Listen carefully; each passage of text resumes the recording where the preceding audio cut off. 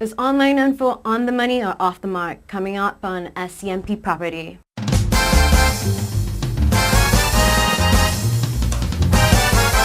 Can't rely on it 100%, but it's a good guide. They cannot very accurately gauge the pricings of each individual unit.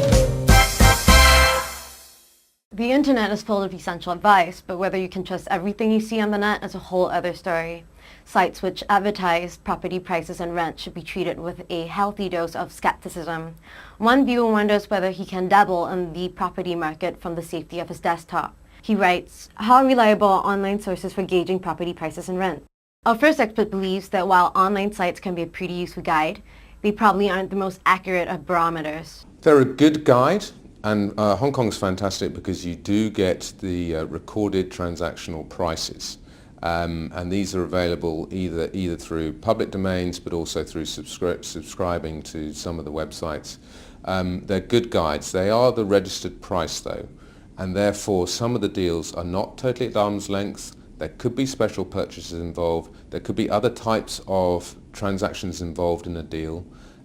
So you can't rely on it 100%, but it's a good guide. So websites are a good place to start your inquiries, but not as a place to accurately gauge prices and rent.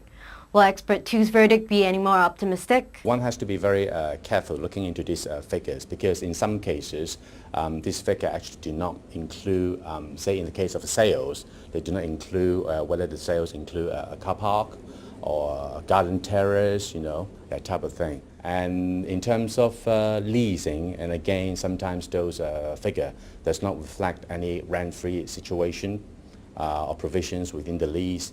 It may not reflect any provisions of fixtures and furniture within the apartment. Strike two, again, websites are as useful as a guide. They allow you to set a benchmark figure. Then you can go out and use this figure to see if the price being offered to you is a bargain or a rip-off.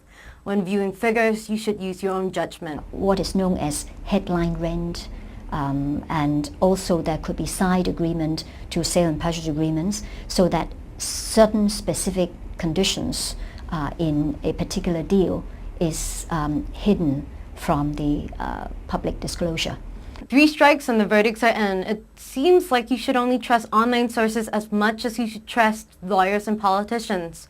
Not every site will give you trustworthy information, so as our final expert has reaffirmed, websites should be only used as a guide, especially in Hong Kong, as you're likely to be burdened with extra charges and hidden fees.